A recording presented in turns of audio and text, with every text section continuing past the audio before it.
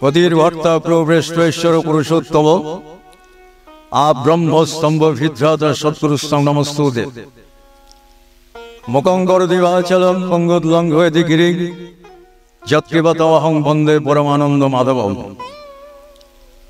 পরম দয়াল পরম কারণিক এই বিশ্ব ব্রহ্মাণ্ডের যে মূল কারণ সত্তা,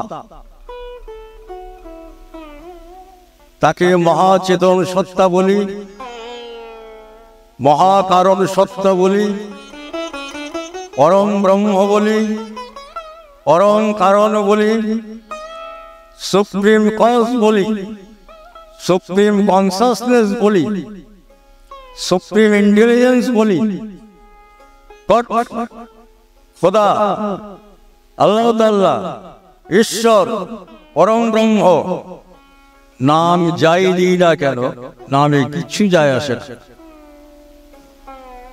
সেই আদি কারণ সত্তা ছিলেন, আছেন, থাকবেন, অনাদি, অনন্ত, অবিনশ্বর, অজর, অমর। তার জন্মও নাই, মৃত্যুও নাই, নরদেহে আবির্ভূত হন। ভগবান মারা যান দেখি, পুরুষোত্তমের তিরোধান দিবস হয় না, ভগবানের শ্রাদ্ধ হয়। তিনি কি মারা গেছে? নিজের মনকে জিজ্ঞাসা করতে হবে, তিনি যদি মারাই যাবেন তো জগৎটা চলছে কি করে? একটু আগে আমার দাদা বলছিল না, পুরুষোত্তম চির অতন্দ্র। এদের পিতৃদেবকে আমি খুব ভালো চিনতাম, জগৎ চ্যাটার্জি। সে আজ থেকে প্রায় 45 বছর আগের কথা বলছে। খুব ভালো মানুষ ছিলেন, ভক্ত মানুষ ছিলেন।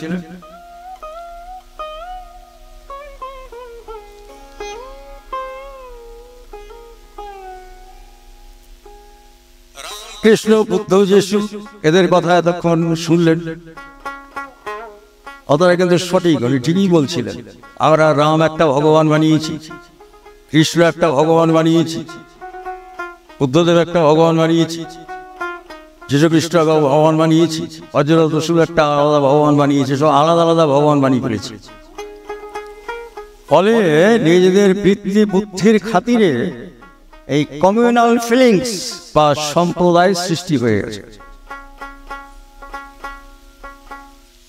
আসলে আমরা কখনো এটা বুঝবার চেষ্টা করিনি যে সেই একই পরম সত্তা যুগের প্রয়োজনে, according to the necessity of the এরা,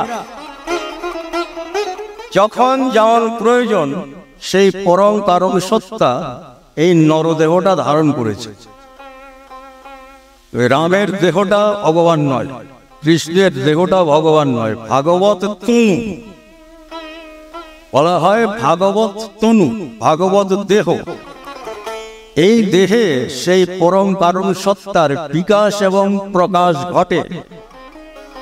সেই জন্য তাদের যুগ অবতার বলা হয়। একই কারণ সত্তার বিভিন্ন নররূপীর প্রকাশ, ভেদ নেই কিছু। সেটাকেই ঠাকুর এক কথায় বললেন, প্রেরিতে যে প্রভেদ করে অন্ধতময় সাবার করে। বুদ্ধ ঈশায় বিভেদ করিস, শ্রী চৈতন্য রসুল কৃষ্ণে জীব উদ্ধারে আবির্ভূত হন, একই ওরা, তাও জানিস রে। আরেকটু এগিয়ে যে বললেন, রসুল পুজো করলে তোদের জাত যাবে, তা বলল কে? রসুল এই যে সেই অবতার, এটাও তারা ভুললি যে। ঠাকুরকে একজন প্রশ্ন করেছিলেন যে, ঠাকুর, হযরত রসুল এবং হযরত যিশু কোন বর্ণের? মানে এরা কোন বর্ণের মধ্যে পড়ে? আমাদের ভারতীয় আর্য সনাতন ব্যবস্থায় রয়েছে চতুর্বর্ণ, চতুরাশ্রম, বিপ্র, ক্ষত্রিয়, বৈশ্য, শূদ্র। মনে রাখতে হবে, বর্ণভেদ আর জাতিভেদ এক জিনিস নয়। অনশানন্দ ঠাকুর বলছেন, ভারী সুন্দর এক কথায় বলে দিয়েছেন, varieties groups of similar instincts, এক কথার সমাধান হয়ে গেল। Varieties group of similar instincts, সহজ উদাহরণ দেওয়া যাক বোঝার জন্য, যেমন লাল ফুল, লাল একটা বর্ণ, তাহলে লাল গোলাপ আছে, লাল জবা আছে, এরকম লালের বিভিন্ন রকমের ফুলের ক্যাটাগরি আছে, তাহলে ওটা একটা গ্রুপ তৈরি হলো। সবুজ তার একটা রকম গ্রুপ তৈরি হলো, নীল তার ভ্যারাইটিস একটা গ্রুপ তৈরি হলো। তাহলে varieties group of similar instinct, যত লালই বলি না কেন ভ্যারাইটিস হলো ঠিকই, কিন্তু সিমিলার ইনস্টিংক্ট।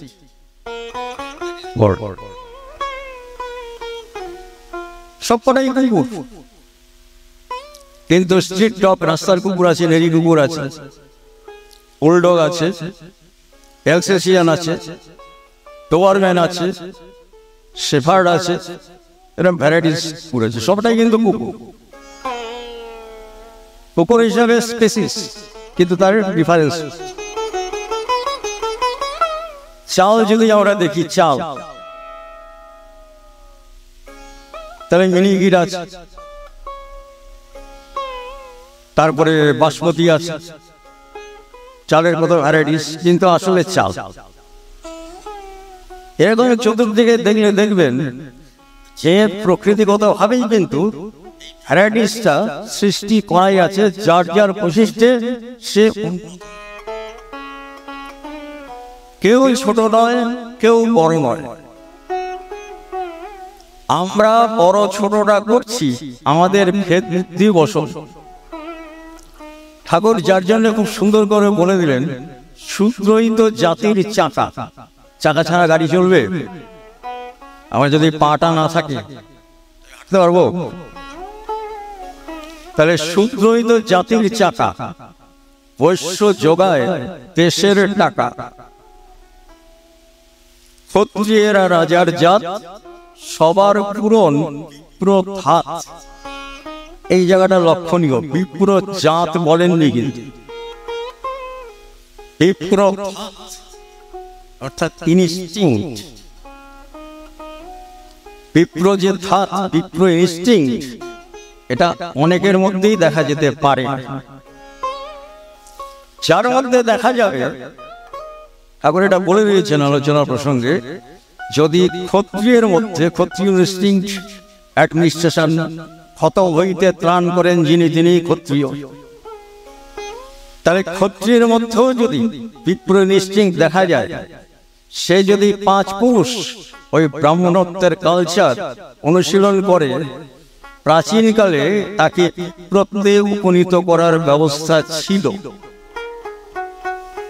বৈশ্য যদি 7 পুরুষ এই ব্রাহ্মণত্বের কালচার করে, 7 পুরুষ বাদে তাকে প্রমোট করা হতো, তাকে বিপ্রতে উপনীত করা হতো। শূদ্র যদি 14 পুরুষ এই ব্রাহ্মণিকের কালচারটা করে, সেটা তখন জেনেটিক্যালি এস্টাবলিশড হয় ওই কোয়ালিটিগুলো, এটা পিওর সায়েন্স। তখন তাকেও কিন্তু বিপ্রতে উপনীত করা হতো। প্রমোশনটা পরবর্তীকালে কোনো কোনো কুচক্রি এবং স্বার্থান্বেষীদের দ্বারা অন্ধ হয়ে যায়। পুরুষোত্তম অনুকূল চন্দ্রের বিস্ময়কর অবদান, সেটাকে তিনি ফিরিয়ে এনেছেন। আগে শুধুমাত্র বিপ্র ব্রাহ্মণ ছাড়া কারোর দীক্ষা দেওয়ার অধিকার ছিল না। পুরুষোত্তম অনুকূল চন্দ্র ক্ষত্রিয়, বৈশ্য, নরশূদ্র সবাইকে ঋত্বিক কথার দীক্ষা দানের অধিকার দিলেন। কেন দিলেন? চলার গ্রন্থে বাণী রয়েছে, যদি সার্থক হইতে চাও তো ব্রাহ্মণ হইতে চেষ্টা করো। আছে কিনা বাড়িটা? তাহলে যদি সার্থক হইতে চাও তো ব্রাহ্মণ হইতে চেষ্টা করো। তাহলে সবাইকে বললেন, স্পেসিফিক কাউকে তো বলেননি, সবাইকে বলেছেন। তা বিপ্র যে, তাকেও ব্রাহ্মণ হতে হবে, ক্ষত্রিয় যে, তাকেও ব্রাহ্মণ হতে হবে। ব্রহ্মকে যিনি জানেন, ব্রহ্মজ্ঞ পুরুষের তারা দীক্ষিত হয়ে অনুশীলন তৎপর হয়ে যিনি সেই পরম কারণকে অনুভব করেছেন তিনি ব্রহ্মবিদ।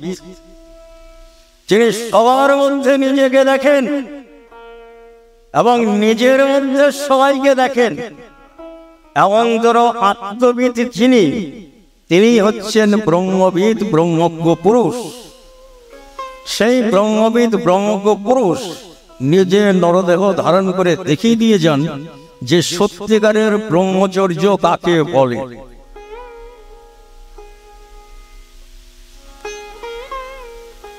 আমরা এতদিন জানতাম যে ব্রহ্মচর্য মানে লিঙ্গি পরে গিরুয়া পরে সংসার ত্যাগ করে চলে যাওয়া। ঠাকুর বাণীতে কি বললেন? কামিনী কাঞ্চন নয় গো দোষে। রামকৃষ্ণদেবের কথা কেটে ইভলভ করছেন, বিবর্তিত করছেন। কামিনী কাঞ্চন নয় গো দোষের, শ্রেষ্ঠ স্বার্থী যদি হয়, শ্রেষ্ঠ স্বার্থে আনলে ব্যাঘাত, ত্যাগই তাকে উচিত নয়। কখন ত্যাগ করবে? যদি সেটা শ্রেষ্ঠ স্বার্থে ব্যাঘাত আনে। ধর্ম সম্বন্ধে বলছিলেন, ছোট্ট রেফারেন্স দিয়ে আমি কিছু ঘটনাতে আসবো, প্র্যাকটিক্যাল ঘটনা আমার জীবনে আমি যে দেখেছি শুনেছি পার্শ্বদের কাছ থেকে। অধ্যাপক হেনরি, প্রফেসর হেনরি, যিনি পদার্থ বিজ্ঞানের বিশ্ববিখ্যাত অধ্যাপক, তিনি বলছেন তার বিখ্যাত উক্তি, পদার্থ বিজ্ঞান মানে সে বস্তুবাদী, বস্তু যারা কিছু বোঝে না, তাহলে সেই তিনিও বলছেন, the person who thinks there can be a real conflict between science and religion, either he is very ignorant in science, মানে বিজ্ঞানে সে অর্বাচীন অজ্ঞ, এবং ভেরি ইগনোরেন্ট ইন রিলিজন, ধর্ম সম্বন্ধেও কিছু জানে না, বিজ্ঞান সম্বন্ধেও কিছু জানে না। কে বলছেন? একজন বিশ্ববিখ্যাত পদার্থ বিজ্ঞান। আমরা সচরাচর বলে থাকি বা তথাকথিত বস্তুবাদীরা বলে থাকেন যে এসব ঈশ্বর টিশ্বর কিছু নেই, এগুলো কল্পনা। মানুষ ঈশ্বরকে সৃষ্টি করেছে, এটা কাল্পনিক ভাবে মানুষ ঈশ্বর বানিয়েছে। আরেকজন নোবেল জয়ী বিজ্ঞানীর কথা বলি এই প্রসঙ্গে, তার নাম হচ্ছে ম্যাক্স প্ল্যাঙ্ক।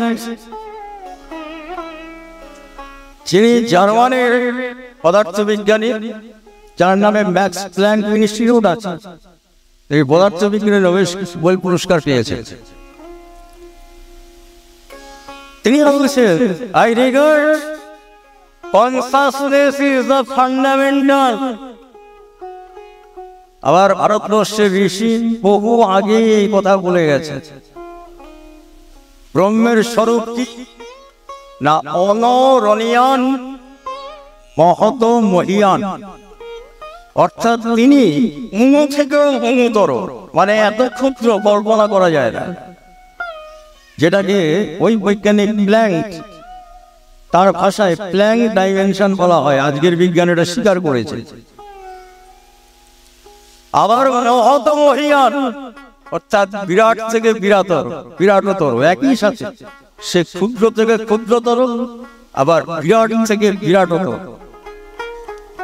আগর সেটাকেই বলছেন যে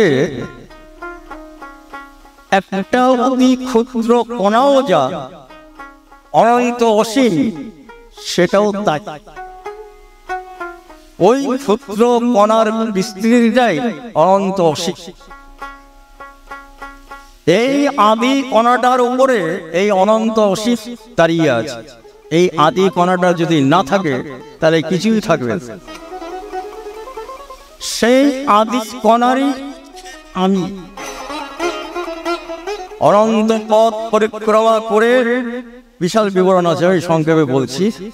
আমি মাতৃগর্ভে ইন করলাম, জানি নামই আমার বেসিস, তাই মাতৃ গর্ভে থাকতে আমি নাম করতাম। নাম এবং নামী অভেদ। যে বীজ মন্ত্রটা আমরা জপ করি এটা কিন্তু অষ্টাদশ স্তরের নাম, এটা কোনো অক্ষর নয়, তথাকথিত বাক্য নয়। এর পেছনে কি আছে না অনাহত নাদ বা প্রাইম ভাইব্রেশন। তিনি এই বীজ মন্ত্র সম্বন্ধে একটা আশ্চর্যজনক ডেফিনেশন দিয়েছে। এটা মরিলাল চক্রবর্তী আওরাদি তাকে বেলবে লিখে গেছে। যখন কেউ বলতে পারছে না, লম্বা কাহিনী আছে, আমি জাস্ট চেষ্টা বলছি। সবশেষে ঠাকুর বলছেন, এই মনে লিখে রাখ, a mechanical composition of a vibration, a mechanical composition of a vibration through which the creation is created, that is বীজ মন্ত্র। অর্থাৎ সেই আদি কম্পন, তার যে যান্ত্রিক বিন্যাস, যে কম্পন থেকে সমগ্র সৃষ্টিটা সৃষ্ট হয়েছে, সেই আদি কম্পনের ভাষাগত রূপ হচ্ছে কিন্তু এই বীজ। এই যে হাতে তালিটা দিলাম, এটাকে যদি ভাষায় বলতে হয় আমি কি বলবো করে বলবো ঠ্যাক। তাহলে হাতের তালির বীজ মন্ত্রটা কি হলো? ঠ্যাক। সহজ উদাহরণ। তাহলে ঠিক ওই আদি কম্পনের কাছাকাছি শব্দ হচ্ছে ওই চারটা। প্রথম অক্ষরের পেছনে যে ভাইব্রেশন, তাতে সৃষ্টি। তার পরের অক্ষরটার যে ভাইব্রেশন, তাতে সৃষ্টির স্থিতি। তার পরের ভিতর যে ভাইব্রেশন, একটা ইনওয়ার্ড ফোর্স, একটা আউটওয়ার্ড ফোর্স। এই সবটা মিলে কিন্তু সৃষ্টি, স্থিতি এবং লয়ের খেলা চলছে। তাই তিনি বলছেন আলোচনা প্রসঙ্গে, সারা চেপে নাম কর, সৃষ্টির রহস্যের মানচিত্র উদ্ঘাটিত হয়ে যাবে। বলতে বলতে নিজেই শুকিয়ে উঠেছে। এই নামের মধ্যে আপনি দুর্গা মন্ত্র পাবেন, কালী মন্ত্র পাবেন, শিব মন্ত্র পাবেন, যত রকমের মন্ত্র আছে, ওং অং অং রিং সিং, এরা বিভিন্ন স্তরের বীজ মন্ত্র। এই সমস্ত বীজ মন্ত্রের উৎস কিন্তু এই। কাজেই এই বীজ মন্ত্রের সাধনা যদি ঠিক ঠিক কেউ করতে পারে, তার ওই শিব, কৃষ্ণ, মহাদেব, কালী, দুর্গা সব সাধনা হয়ে যাবে। সমস্ত স্তর তার ভেদ হয়ে যাবে। তাই ঠাকুর বলছেন, দেব দেবতা হাজার ধরিস, আচার্য যার ইষ্ট নয়, জীবন চলার পথে জানিস পদে পদে আছি ভয়। তাই সেই ম্যাক্স প্ল্যাঙ্ক যে কথা বলছিলেন, I regard consciousness is the fundamental, I regard matter is derivative form of the consciousness. There can be no real opposition between science and religion, because one is the complement of the other. আমি বিশ্বাস করি এই বিশ্ব ব্রহ্মাণ্ডের মৌলিক উপাদান মহাচেতন সত্তা, consciousness. আমাদের বেদের উপনিষদ তাই বলেছে, নাদ এব ব্রহ্ম, শব্দ এব ব্রহ্ম। আমি বিশ্বাস করি যাকে আমরা বস্তু বলছেন, সেই বস্তুর হচ্ছে সেই সুপ্রিম কনসাসনেস, তারই ঘনীভূত রূপ। সেই অর্থে বিজ্ঞান এবং ধর্মের কোনো বিরোধ নেই, কারণ একটা আরেকটার পরিপূরক। আজকের বিজ্ঞান আরেকটু এগিয়েছে, বলছে বিশ্ব ব্রহ্মাণ্ডের যে মূল শক্তি, এটা চারটে ফেজে কাজ করে। এটা কঠিন সাবজেক্ট, আমি যেহেতু ডাক্তারি লাইনের লোক, খুব সহজ করেই বুঝতে পারবে সবাই, বুঝিয়ে যাবে। বলছেন এই যে বিশ্ব ব্রহ্মাণ্ডের যে আদি কারণ শক্তি, তা 4টে ফেজে কাজ করে। বিজ্ঞান বলছে, আমার কথা না। কি কি ফেজ? একটা হচ্ছে গ্র্যাভিটেশনাল ফোর্স, এটা স্টুডেন্ট সবাই জানে। গ্র্যাভিটেশনাল ফোর্স, মধ্যাকর্ষ অভিকর্ষ কি জিনিস। আর একটা হচ্ছে ইলেকট্রোম্যাগনেটিক ফোর্স, আর একটা হচ্ছে স্ট্রং নিউক্লিয়ার ফোর্স, একটা হচ্ছে উইক নিউক্লিয়ার ফোর্স। এই একই মূল শক্তি 4টে ফেজে কাজ করছে। কৃষ্ণপ্রসন্ন ভট্টাচার্যকে ঠাকুর এই কথাটাই বোঝাচ্ছে। কৃষ্ণপ্রসন্ন ভট্টাচার্য কে ছিলেন? না, ফিজিক্সের first gold medallist, Calcutta university. তিনি চন্দ্রশেখর ভেঙ্কট রমনের রিসার্চ অ্যাসিস্ট্যান্ট ছিলেন। তার রিসার্চের বিষয়বস্তু কি ছিল? না, electric properties in the flame, মানে আলোর যে শিখা, তার মধ্যে ইলেকট্রিক্যাল প্রপার্টি কি আছে, বৈদ্যুতিন সম্পদ কি আছে, মানে ওর মধ্যে বিদ্যুৎ কণা কি আছে। কৃষ্ণপ্রসন্ন ভট্টাচার্য ভেবেছিলেন যে উনি ধর্মপ্রচারক, ওনার গুরুগিরি আজকে আমি ছুটাব, আজ বিজ্ঞানের লোক, উনি কিছু বেদ মনীষীর শ্লোক দাঁড়ান আর আমি ধরা করে ছাড়বো আজকে। তো বৈশিষ্ট্য পালিয়ে আন্ত তো বিজ্ঞান নিয়ে এসছে, এবার ওনাকে বিজ্ঞান বোঝাচ্ছে। তিনি নিজেই তো বিজ্ঞান, যে সুপ্রিম কোর্ট যাকে বলা হলো সে নিজেই তো বিজ্ঞান। সমস্ত বিশ্ব ব্রহ্মাণ্ডটা তো একটা সাইন্টিফিক ওয়েতে চলছে, এটা ম্যাথমেটিক্যাল ওয়েতে চলছে তো সেই যে বিধি, যে ফর্মুলা, সেটাই তো নিজেই তো তিনি, তো নিজেই তো বিজ্ঞান। ধর্ম আলাদা হয় কি করে? শ্রী ধাতু মন প্রত্যয় কর্তৃবাচ্য, যা কিনা ধারণ করে, পালন করে, পোষণ করে, তাই ধর্ম। তাহলে সমস্ত বিশ্ব ব্রহ্মাণ্ডটাকে যে ধারণ করে রেখেছে, শক্তি পালন করছে, পোষণ করছে, তাই ধর্ম। তাহলে সেই ধর্ম যখন নরদেহে আবির্ভূত হন, তাকেই বলে ধর্মের মুক্ত প্রতীক। নররূপী নারায়ণ, জীবন্ত প্রতীক, লিভিং আইডিয়াল। তাহলে পরে এই যে 4টে ফোর্স কাজ করছে, কৃষ্ণপ্রসন্ন ভট্টাচার্যকে ঠাকুর জিজ্ঞাসা করছেন যে আপনার গবেষণার বিষয়বস্তুটা কি উনি শুনলেন। শুনে বলছে, সংক্ষেপে বলছে, লম্বা কাহিনী কৃষ্ণদা লিখে গেছে সব, যেগুলো আমাদের পড়তে হবে, জানতে হবে। কারণ দীক্ষা নেওয়ার সময় কিন্তু প্রত্যেকে আমরা দ্বিজত্ব প্রাপ্ত হয়েছে। দ্বিজত্ব মানে তৃতীয়বার যিনি জন্মগ্রহণ করেন, তিনি হচ্ছেন আমাদের ব্রহ্মদ পিতা। পিতামাতার দেওয়া দেহ এটা, তাহলে প্রথম তিনি আমাদের দেহদান করেছেন, মায়ের দান এই দেহটা, আসছে সেই প্রসঙ্গে পরে। আর তৃতীয় হচ্ছে তিনি আমাদের ব্রহ্ম বীজ স্থাপন করেছেন, সেই জন্য তিনি আমাদের ব্রহ্মদ পিতা। তাহলে দ্বিজের নিত্য করণীয় কি? আমাদের শাস্ত্র বলছে যজন যাজন, অধ্যয়ন অধ্যাপনা, দান প্রতিগ্রহ, এই 6টা কাজ প্রত্যেককে করতে হবে। অনেকে বলে বই পড়ে বই হয়ে যেও না, বলে তো, এই কথাটা বলে তো, বেশি বইটই পড়ো না, বই পড়ে বই হয়ে যাবে। আমি একটা প্রশ্ন করি, ঠাকুর যেগুলো দিয়ে গেছেন এগুলো কি তথাকথিত বই? ভালো করে ভেবে উত্তর দেবে। এগুলো কি তথাকথিত গল্প, উপন্যাস বা সাহিত্য, কবিতা? পুরুষোত্তম বন্দনাতে নিজেই বলছি, নবীন বেদ দায়িন, তিনি নবীন বেদ দান করেছেন। স্বয়ং বেদ পুরুষ যা বলেন সেটাই বেদ, অর্থাৎ যাহা বিদিত হইয়াছে, যা জানা গেছে।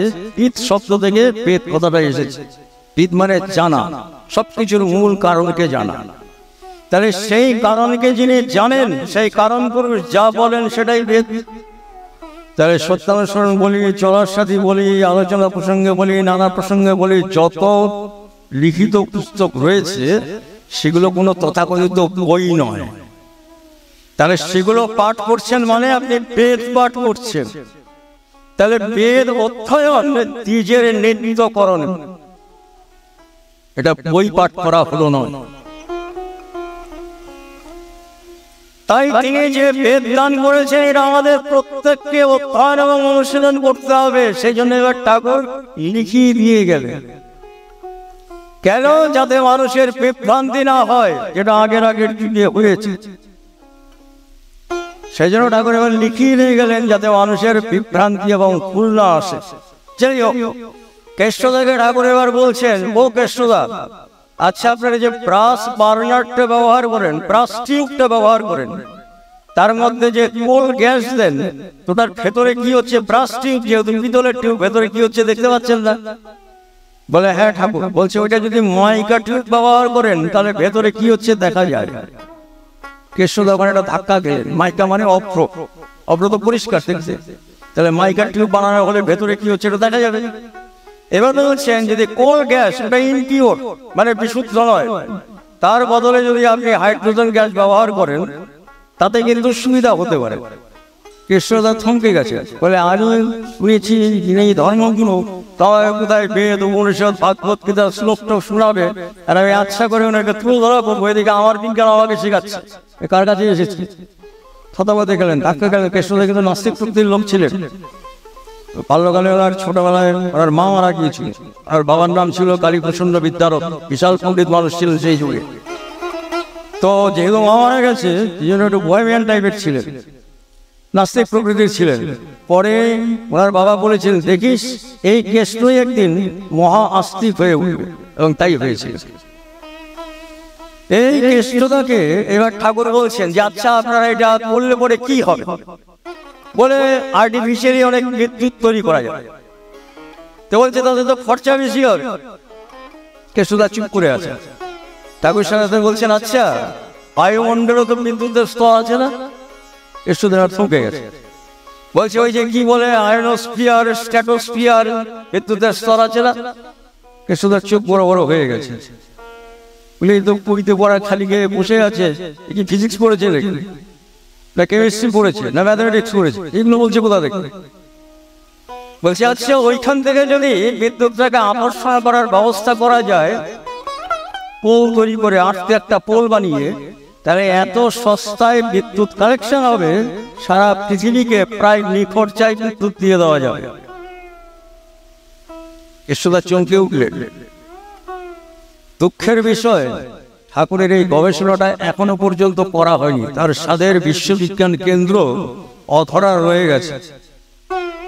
যদি সেই রকম শুভ সংস্কারওয়ালা মানুষ পাওয়া যেত, তাহলে ঠাকুরের যে পরিকল্পনাগুলো ছিল, আমি আসছি পরে সেসব কথায়, তিনি যে বলেছিলেন না, মা মৃয়স্ব মা জহির শক্তি চেত মৃত্যু অবলম্বয়, তুমি মরো না মেরো না, পারো তুমি মৃত্যুকে অবলুপ্ত করো, এটা শুধু জ্ঞান দিয়ে ছেড়ে দেন।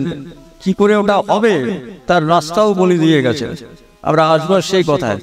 আজকে তার পুণ্য দিনে তবলীলা বাখানো যায়, তার জীবন এবং দর্শন, তার জীবনের সাথে একটা দর্শন আছে, দর্শনের মধ্যে বিজ্ঞান আছে, এই সবটা মিলে কিন্তু ধর্ম। তার জীবন লীলা মানে জীবনের লীলা, জীবনীয় লীলা। তার দর্শন মানে কিছু তত্ত্ব কথা নয়, জীবনের বিজ্ঞান, যা কিনা জীবন এবং বৃদ্ধির কারণ। তা ব্যক্তিগত, দাম্পত্যগত, গৃহগত, সমাজগত এবং রাষ্ট্রগত, সবটা মিলে ধর্মের বিবর্তন। তার ধর্ম এক পেশে নয়। তাই কেষ্টদাটা বুঝলেন যে হ্যাঁ সত্যিই তো, এটা যদি করা যায় তাহলে তো খুব ভালো হবে। তিনি চলে গেলেন তার গুরু সিবি রমনের কাছে, কারণ এটা করতে অনেক সহায়তা দরকার, টাকা পয়সা দরকার। সিবি রমনকে বললেন যে আমি এরকম একজন মানুষের সন্ধান পেয়েছি, তিনি আমাকে এই প্রস্তাবটা দিয়েছেন, স্যার আমি আপনার অধীনে থেকে এই গবেষণাটা করতে চাই, মানে আকাশ থেকে বিদ্যুৎ ধরার ব্যাপারটা। প্রফেসর রমন শুনলেন, শুনে বললেন না বাবু, আমি যেটা করছি আমাকে ওটা নিয়ে থাকতে হবে, তুমি যদি পারো এটার মধ্যে থাকো, নাহলে আমার কিছু বলার নেই, ওটা আমার দ্বারা হবে না। কৃষ্ণপ্রসন্ন ভট্টাচার্য ইচ্ছা করলে পরে তিনি ঠাকুরের এই প্রস্তাবটাকে বাতিল করে দিয়ে সিবি রমনের কাছে থেকে যেতে পারতেন ক্যারিয়ার তৈরি করার জন্য। কৃষ্ণপ্রসন্ন ভট্টাচার্য তিনি ইচ্ছা করলে পরে সেই আমলে কোটি কোটি টাকা রোজগার করতে পারতেন। সমস্ত উচ্চাকাঙ্ক্ষাকে, প্রাইভেট ক্যারিয়ারকে ডেডিকেট করে স্যাক্রিফাইস করেন, তিনি এই নাংলা আলা আংলা এই ব্রাহ্মণের পদতলে নিজেকে ডেডিকেট করলেন সারা জীবনের জন্য। যে ধনে হইয়া ধনী, মনিরে মানে না মনি, মাগি আমি খানিক তাহার চরণ, রবীন্দ্রনাথ ঠাকুর বলেছেন। তাই সেই পরম ধনে তিনি ধনী হয়েছিলেন, তিনি আর ফিরে যাননি, নিজের ক্যারিয়ারকে দেখেননি। তার বন্ধুরা বলতো যে কৃষ্ণর মস্তিষ্ক বিকৃতি ঘটেছে। তারপরে যখন তারা তার সান্নিধ্যে আসলো, তখন তারা দেখলো যে মস্তিষ্ক বিকৃতি আমাদেরই ঘটেছে, কেষ্টর ঘটেনি। কেষ্টর বরং মস্তিষ্ক আরো বিবর্তিত হয়েছে, যেটা আমাদের হয়। এই কৃষ্ণ বসুন্ধ ভট্টাচার্যকে ওই ইলেকট্রিসিটি নিয়ে বোঝাচ্ছে, বলছেন কেষ্টদা ইলেকট্রিসিটি কি? তখন উনি চিন্তা করছেন আমি ফিজিক্সের লোক, ঠাকুরকে তো ফিজিক্স জানে না, তাই কি করে বোঝাবো? কেষ্টদা চুপ করে আছেন যে কোন দিক থেকে শুরু করবে কোন দিক থেকে শেষ করে ফিলিং তো আছে। ঠাকুর বলছে ও কেষ্টদা, the spiral motion of energy particles, that is electricity. কেষ্টদা মাথায় হাত দিয়ে বসে আছে, এলে আমি কার কাছে এসেছি? কার কাছে আমি বিজ্ঞান নিয়ে পরীক্ষা করতে এসেছি? দ্রষ্টা পুরুষ বুঝলেন সেদিকে। স্পাইরাল মোশন মানে ঘূর্ণায়মান তার এনার্জি পার্টিকেলস, অর্থাৎ যাকে আমরা ইলেকট্রন প্রোটন বলি, সেই কণার যখন ঘূর্ণায়মান গতির সৃষ্টি হয় তখনই বিদ্যুতের সৃষ্টি হয়। এক কথায় পদার্থ বিজ্ঞানের একটা জটিল ব্যাখ্যা এক কথায় বলে দেয়। কৃষ্ণদত্ত হয়ে গেছে গ্র্যাভিটেশনাল ফোর্স। ঠাকুর বলছেন প্রত্যেকটি বস্তুর একটা ভর কেন্দ্র আছে, সেই ভর কেন্দ্র নিউক্লিয়াসে শক্তির গতিটা একটা ইনওয়ার্ড অন্তর্মুখী গতি আর একটা বহির্মুখী গতি, এইভাবে রোটেশনালি হচ্ছে। তাহলে অপর কোনো বস্তুর থেকে প্রথম বস্তুর অন্তর্মুখী গতির শক্তিটা যদি বেশি হয়, তাহলে সেই বস্তুটি ওই বস্তুটাকে আকর্ষণ করবে। এটাই হলো গ্র্যাভিটেশনাল ফোর্স। কিছুটা আরো মাথা খারাপ হয়ে গেছে যে ইলেকট্রিসিটি মাধ্যাকর্ষণ শক্তির এমন ধরে একটা সহজ সুন্দর বৈজ্ঞানিক ব্যাখ্যা হতে পারে উনি ভাবতেই পারে। ঠাকুরকে উনি জিজ্ঞাসা করছেন, ঠাকুর আপনি এগুলো বলছেন কি করে? বলছে কেন, আমি তো দেখতে পাই। বলে কোথায় রাখেন? ঠাকুর নিজের বডিটাকে দেখাচ্ছেন, বলে এর ভেতরে যা আছে ব্রহ্মাণ্ডে তা আছে এই ব্রহ্মাণ্ডে। এই হোল ইউনিভার্সের যে মেকানিজম, সেই একই মেকানিজমে কিন্তু আপনার আমার বডিটাই তৈরি করা। তাই এই হতত্ব জানলে পরে সব জানা যায়। সেই জন্য বলা হয়েছে, বুদ্ধদেব বলেছিলেন আত্মদীপ ভব, আত্মার আলোকে আলোকিত হও। আর সেটাকেই ঠাকুর বলছেন তোমার ঠাকুরত্ব না জাগলে কেউ তোমার কেন্দ্র নয়, একই কথা। অর্থাৎ তোমার ভেতরে যে অনন্ত সত্তার যে উৎক্ষেপ তুমি, সেই তোমার অগ্নিকে যেটা তুমি আমি বলে পরিচিত হচ্ছে তাকে জাগ্রত করো। আর সেই জন্য তিনি শত অনুজ্ঞার বিধান দিলেন, আমি অক্রোধী, আমি অমানী, আমি নিরস। আমরা কি তাই হয়েছি? তার ঠাকুর কি আমাদের মিথ্যা কথা বলাচ্ছেন? আসলে আমরা এটা ভাবিনি যে ওটা ঠাকুর কেন বলাচ্ছেন। আমরা প্রার্থনায় বলেছি তো, তুমি তোমার তৎজাত সন্তান, ওই যে সুপ্রিম কোর্ট তার থেকে উৎক্ষেপ দিবি, এই আমিও তোমার তুমেরই উৎক্ষেপ। তাহলে তোমার যে তুমিটা অর্থাৎ যে সুপ্রিম কোর্ট তারই উৎক্ষেপ আনবো। তাহলে আমার ভেতরে তুমি রয়েছে জীব সত্তার রূপে, তাই তো? তাহলে সেই জীব সত্তা যদি আমার ভেতরে থেকে থাকে, তার সাথে আমি পরিচিত নই। এই তার সাথে পরিচিত করানোর জন্যই কিন্তু আমার সাথে আমাকে পরিচয় করানোর জন্যই কিন্তু তার আগমন। তিনি একমাত্র পুরুষ, আর এখানে আমরা যারা সবাই বসে আছি না, সবাই প্রকৃতি, অর্থাৎ তিনি একমাত্র কৃষ্ণ, আমরা সবাই রাধা। তিনি আমাদের সকলের স্বামী। তিনি আমাদের সকলের স্বামী, জীবনের স্বামী। আমাদের সকলেরই তার সাথে দীক্ষার মাধ্যমে বিয়ে হয়ে গেছে। আমরা তাকে বরণ করেছি। নারী কি করে? পতিকে বরণ করে, তো স্বামীকে বরণ করে। আমরা তাকে বরণ করেছি জীবনের স্বামী রূপে। তাহলে আমাদের স্বামী হলো না? তাহলে এই স্বামী কিন্তু এক। স্বামী কখনো দুটো হয় নাকি? আমি যদি দুইটা স্বামী বানাই তাহলে কি হবে? তাহলে আমি অসুখী হয়ে যাবো, ব্যভিচারী ভক্তি হবে। সুতরাং অব্যভিচারিণী ভক্তি তখনই আমি বুঝবো, যখন আমি বুঝবো যে আমার জীবন স্বামী এক এবং অদ্বিতীয়, ইউনিক অ্যান্ড আনপ্যারালাল। পুরুষোত্তমের কখনো দ্বিতীয় হয় না। ছোট ঘটনা, কারণ পুরুষের তবলীলা বাঁকানো না যায়। এই মেদিনীপুরের লোক ছিলেন, পুরনো মানুষ যারা তারা জানবেন।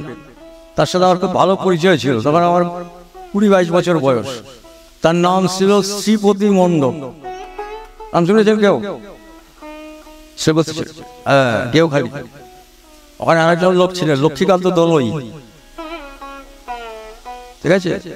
পুরনো মানুষগুলোর কথা এখানে এসে আমার মনে পড়ছে।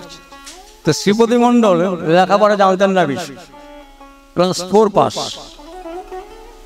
ঠাকুরের কাছে গেছেন, ঠাকুরের কাছে গিয়ে বলছেন, ঠাকুর আমি তো লেখাপড়া জানি না, আমি গ্রামে থাকি, কি দিয়ে কি করবো আমি বুঝে উঠতে পারছি না। বলে, তোর শালা, তুই এক মুখ্য মানুষ, আমিও এক মুখ্য মানুষ, এক মুখ্য হয়েছে আর এক মুখ্যের কাছে। শালা তুই মাটির মানুষ, ওই মাটি দিয়ে শুরু কর। কিন্তু বুঝতে পারছেন না মাটি দিয়ে কি শুরু করবে, এদিক ওদিক তাকাচ্ছেন। ওইখানে ওই শরৎ হালদার যারা ছিলেন তারা ঠাকুরের ইঙ্গিত তো বুঝতেন, তো বলছেন তুমি কোথায় থাকো? বলে, আমি তো গেওখালি মহিষাদল থানার মানে থাকি। ঠাকুর কি বলেছেন তুমি বুঝেছো? বলে, না। বলে, তুই গ্রাম দেশে মাটির দেশে থাকো, তো মাটি দিয়ে শুরু করো, তো মাটির কারবার শুরু করতে বলেছেন, মাটির কারবার। এবার শ্রীপতি মণ্ডল বুঝে গেল। এবার এই মাটি কাটার, মাটি তুলে মাটি সাপ্লাই করার ব্যবসা শুরু করে। যারা জানেন তারা জানেন, পরবর্তীতে উনি বিশাল পয়সা করে ফেলেছিলেন। এই যে যজ্ঞকে আরো ধরে যজ্ঞ করে তোলা, অযজ্ঞকে যজ্ঞ করে তোলা, এটাই হচ্ছে পুরুষোত্তমের বৈপ্লবিক মতবাদ। চড়াশাড়িতে একটা বাণী আছে সুন্দর, ছোট বা নিচু তোমার কাছে আসিয়া যেন কিছুতেই বুঝিতে না পারে, সে বা তাহারা ছোট বা নিচু, বরং তোমার সাহচর্য ও সাহায্যে তাহারা যেন দেখিতে পায় সম্মুখে বিস্তৃত রাজপথ, যা ধরিয়া চলিলেন মানুষ এলায় বড় প্রবীণ হইতে পারে। আর এটা তোমার স্বভাব সিদ্ধ হোক, দেখিলে মানুষের জীবনে তুমি সম্রাট হইয়া থাকিবে। পুরুষোত্তম অনুকূলচন্দ্র সারা জীবন এইটাই করে গেছে। ছোটকে বড় করে গেছে, বড়কে আরো থেকে আরো তর বড় করে গেছে। আর সেই কর্মবিদ্যায় তিনি আমাদের সবাইকে শিখিয়েছে। তুমি বড় হয়, অপরকে বড় করে ফেলে সবাই মিলে আনন্দী হয়ে বিবর্তিত হও, দৈবী সভ্যতার অধিকারী হয়ে ওঠো। শ্রীপতি মণ্ডল বিবর্তিত হলেন। তিনি তার ওই সহজ কেউ জাজলে তার উপরের ইঞ্জিনিয়ার বড় বড় জ্ঞানীগুণী পণ্ডিত মানুষকে দীক্ষা দিয়েছিলেন। অনেক কাহিনী আছে, সবগুলো বলা যাবে না। জামাইকে কিভাবে দীক্ষা দিয়েছিলেন জানেন? নিজের জামাই, ও বেটা কিছুতেই শুনবে না, দীক্ষা নেবে না। হঠাৎ নাম করতে করতে গীতায় ভগবান শ্রীকৃষ্ণ বলেছে না, নিয়তং সততাং যুক্তাং, তুমি আমার সাথে অর্জুন সতত যুক্ত থাকতে চেষ্টা করো, তাহলে কি হবে? অহং দদামি বুদ্ধিযোগং, আমি তোমাকে বুদ্ধিযোগ প্রদান করব। দীনবন্ধু ঘোষকে বলেছিলেন, দীনবন্ধু ঘোষ যখন ঠাকুরকে প্রশ্ন করছেন, ঠাকুর এক সময় তো আপনি নরদেহে থাকবেন না, তা এখন আপনাকে যেমন এসে সবকিছু বলছি, কথা বলছি, তখন কি হবে? দীনবন্ধু সেই কথাটা বলতে লাগলেন, বহুবার ওনার কাছ থেকে শুনেছি। বলছি, এই দীনবন্ধু ভালো করে শুনে রাখ, আজ থেকে 500, 1000, 5000, 10,000 বছর পরেও কেউ যদি নেশাতে মনে সংযোগ করে আমি এখন তোর সাথে জমিন করে কথা কই, তেমন তার সাথেও আমি কথা কইব, তাকে আমি সমস্ত উত্তর দেব, রেসপন্স করব, সে আমার স্বরূপ অনুভব করতে পারবে। গ্যারান্টি দিয়ে গেছে, গ্যারান্টি দিয়ে গেছেন। তিনি ফটনন, তিনি সবার মধ্যে চেতন সত্যরূপে বিরাজমান। আমাদের কাজ সেটাকে অনুভব করা। পৃথিবীর পাশে আবদ্ধ হয়ে আছি। রামকৃষ্ণদেব বলতেন, তোমরা সব সোনার ঘটি, ময়লা পড়ে আছে, ময়লাটা ভালো করে পরিষ্কার করে দাও, সোনার ঘটি আবার সোনার ঘটি। তাই পৃথিবীর ময়লা তার প্রেমের ময়লাতে, প্রেমের আগুনে সেটাকে পরিষ্কার করতে হবে। মহাত্মা কবির সাহেব বলেছিলেন, সৎগুরু পাওয়ে হেদ বাতাওয়ে, সৎগুরু পাওয়ে হেদ বাতাওয়ে, जब ज्ञान करे उपदेश, कोयला को मयला छोड़े जब आँख करे प्रवेश। কি বললেন? সৎগুরু গ্রহণ করো, তিনি তোমার সমস্ত ভেদ পাতিয়ে দেবেন, সমস্ত রহস্য পরিষ্কার করে দেবেন। ইত্যাদি হৃদয় গ্রন্থি ছিদ্রতে সংশয়, তোর হৃদয়ের সমস্ত গ্রন্থি ভেদ করে দেবেন, সমস্ত সংশয় ছেদন করে দেবেন। কয়লাকে ময়লা ছুঁড়ে, কয়লাকে 1000 সাবান দিয়ে ঘষেন না গেলে পরিষ্কার হবে না, কালোই থেকে যাবে। একমাত্র যদি তাকে আগুনের তাপ দেওয়া যায়, তখন সে কিন্তু কয়লাকে ময়লা ছড়ে আগ করে প্রবেশ, সে কিন্তু লাল হয়ে যাবে। তেমনি নামের আগুনে, নামের প্রেমের আগুনে আমার মনের যত কয়লা ময়লা তাকে যদি আমি জ্বালিয়ে দেই, সমস্ত কালত্ব খুঁজে যাবে। ভগবান রামকৃষ্ণদেব বলেছেন, তোমার অন্তর জগতের 1000 বছরের অন্ধকার যদি একটা বিশাল জমাট অন্ধকার ঘরে ছোট্ট একটা মাটির প্রদীপ জ্বালিয়ে দিতে পারো, ওই প্রদীপটা ছোট্ট হলেও, সামান্য একটু আলো হলেও ওই 1000 বছরের অন্ধকার কিন্তু নিমেষের মধ্যে দূর করে দেবে। তাই আমরা যত ছোটই হই, যত হীনই হোক, একবার যদি তার প্রেমের বাতিটা ওই অন্তর ঘরে ছোট্ট মাটির প্রদীপের মতন জ্বালিয়ে দিতে পারি, তার ওই প্রেমের আলোতে আমাদের অন্তর জগতের জন্ম জন্মান্তরের 1000 বছরের অন্ধকার দূর হয়ে যে আমরা সেই প্রেমের আলোতে উদ্ভাসিত অবশ্যই হয়ে উঠব, এই গ্যারান্টি তিনি দিয়েছেন। শ্রীপতি মণ্ডল যার কথা বলছিলাম, তাকে তার বন্ধু বলছে, এই শ্রীপতি, শুনলাম তুই নাকি দীক্ষা নিয়ে। বলে হ্যাঁ। বলে কতদিন হলো? বলে অনেকদিন হয়েছে। বলে তোর গুরু তোর বাড়িতে এসেছে একবারও? এত সাদা সাদা লোক ছিল। বলে তাই তো, ঠাকুর তাকে দিয়ে ঘরে আমি ঠাকুর তো আসে নাই। কিরম গুরু বানাইছিস? দেখ আমিও গুরু করেছি, কুলো গুরু। বৎসরে একবার করে আসে, আমি তাকে সেবা যত্ন করি, ওই সমস্ত চাল কলা এইসব দিয়ে দিয়ে উনি নিয়ে চলে যান। তো তোর গুরু তো তোর বাড়িতে একবারও আসে, 3 করে গুরু সেবা করত। শিবলী ধর্ম প্রকাশক আমার মনে লেগেছে, তাই তো উনি কিছুদিন বাদে দেহ ঘরে সোজা হাজির হয়ে গেছে। ঠাকুর, আপনার সাথে আমার কথা আছে। কি কবি ক? আপনি কি আমার বাড়ি গেছেন কখনো? ঠাকুর হাসছেন। এই সরোজিনী, এই শ্রীপতি কি কয়? সরোজিনী মানে সরোজিনী মার। কি বললো আপনাকে? বলছে না, আমার বন্ধু বলেছেন তার গুরু বছরে একবার করে আসে, সে তাকে সেবা করে যত্ন করে, তারপরে ওই সব উজ্জে টুজ্জি দেয়। আপনি আমার বাড়িতে বাবার কাছে, আপনাকে আমার বাড়িতে যেতে হবে। ঠাকুর বলছি, তুই গেল শুক্রবার সৎসঙ্গ দিয়েছিলি না বাড়িতে, তোর গুরু অনুষ্ঠান দিয়েছিলি না? এইবার চিন্তা করছে, তাই তো সালা আমি থাকি মহিষা দল, আর শুক্রবার সৎসঙ্গ দিয়েছি, ঠাকুর এখানে বসে দেখলেন এতে কোনো অলৌকিক করতে কিচ্ছু নাই। জাদুকর নয় গো গুরু, ধারেন না গো জাদুর ধার। জাদু ভেঙে সব দেখানো এমনি তার ব্যবহার, এটা সবার মধ্যেই আছে। আমাদের মনটা বহুতে নিবদ্ধ বলে আমাদের সেই অন্তর্দৃষ্টিটা খুলে না। এটা পিওর সাইকোলজি। গভীর মনঃসংযমে একাগ্র মন যখন নিশ্চল হয়, ঠাকুর বলছেন সেই মনে তখন বিশ্ব মন প্রতিফলিত হয়। তখন বিশ্বের তাই কি হচ্ছে না হচ্ছে সবচেয়ে পরিষ্কার দেখতে পায়। রামকৃষ্ণদেব বলছেন একটা পুকুরের জল স্থির আছে, তো ওই রাত্রিবেলায় পূর্ণিমার চাঁদটা পরিষ্কার দেখতে পাবে, কারণ ওই স্থির জলে ওই পূর্ণ চাঁদ পরিষ্কার প্রতিবিম্বিত হচ্ছে, রিফ্লেক্ট হচ্ছে। কিন্তু ওই জলের মধ্যে তুমি একটা বড় যদি ঢিল ফেলে দাও, তাহলে কি ওই জলটা কাঁপতে থাকবে, সারা পুকুরে কিন্তু তরঙ্গায়িত হতে থাকবে, তখন কিন্তু ওই চাঁদটা তুমি আর দেখতে পাবে না, যতক্ষণ না ওই মন জলটা আবার স্থির হচ্ছে। তাই বলছেন যে মানুষের মন এইভাবে তরঙ্গায়িত, বিভিন্ন বিষয়ে বস্তুর সংঘাতের দোদুল্যমান। তাই তোমার আত্মস্বরূপ ওই পূর্ণ চন্দ্র সদৃশ যে বিশ্ব জ্ঞান, বিশ্ব প্রজ্ঞা, সেটা তোমার ভেতরে তুমি দেখতে পাচ্ছ না। তাই গুরুতে মন সংযোগ কর, চিত্তকে স্থির করো, সব জানতে পারো। এই মস্তিষ্ক সব গ্রহণ করে, সব যদি গ্রহণ না করতো আপনি আমার কথা শুনতে পেতেন?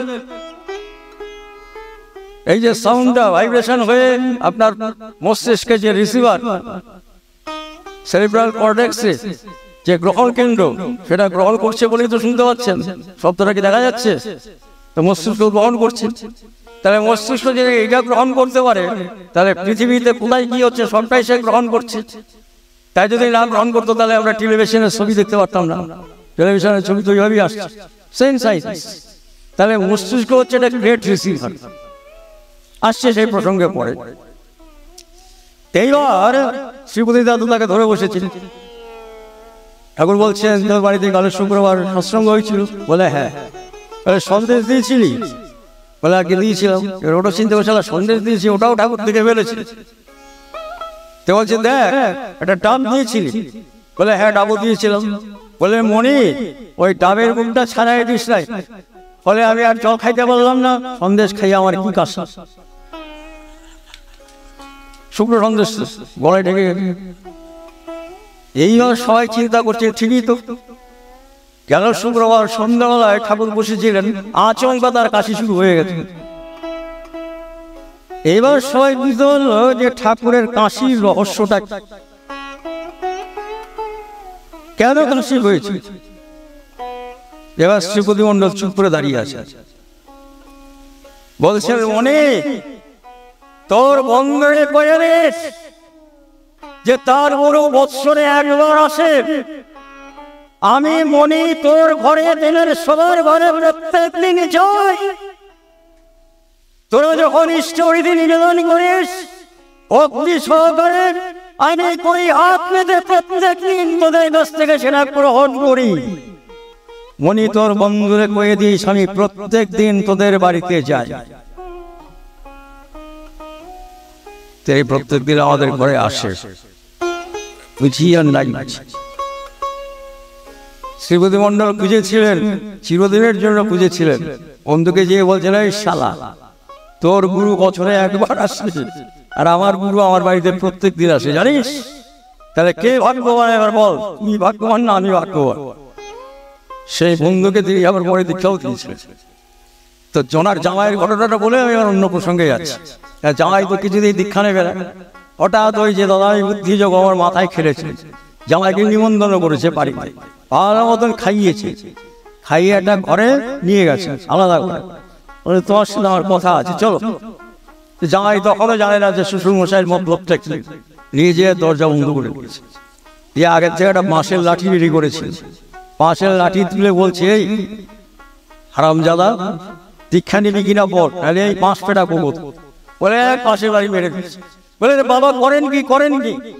বলে আমার মেয়ে তোর কাছে দিয়েছি, আমার মেয়ের মঙ্গল অমঙ্গল সব তোর উপর নির্ভর করে, আর যে মঙ্গলময় তার আশ্রয় যদি না থাকিস, তোর যদি অমঙ্গল হয় তাহলে আমার মেয়ের অমঙ্গল হবে। সারা পথ দিয়ে এখনই দীক্ষা নিবি কিনা? বলে আরেক পাশের বাড়ি। বলছে বাবা আর পাশের বাড়ি মারতে হবে না, আমি বুঝে গেছি আমি দীক্ষা নেব। 5 পিটিয়ে দীক্ষা দিয়েছিলেন। রামকৃষ্ণদেব বলেছেন এটা হচ্ছে উত্তম বৈদ্যের লক্ষণ। উত্তম বৈদ্য যে ফিল্মকে হাঁটু বেড়ে ওষুধ খাওয়া, এরা খাবি না মানে জোর করে খাওয়াবে, হচ্ছে উত্তম বৈদ্যের লক্ষণ। অধ্যাপক অনিল কুমার সরকার বঙ্গবাসী কলেজের অধ্যাপক ছিল, আবার সশ্বিনী ঋদ্ধির এই গীতির প্রতিষ্ঠাতাদের অন্যতম। ঠাকুরের কাছে যখন যান,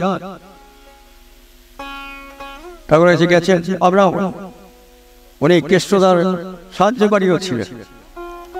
তপবন বিদ্যালয়ে উনি সে আমলে কিছু শিক্ষকতা করেছিলেন। আমাদের শ্রদ্ধেয় আজমদা ডাক্তার প্রচেতা রঞ্জন চক্রবর্তী যিনি, তার শিক্ষক উনি, আমি দেখেছি।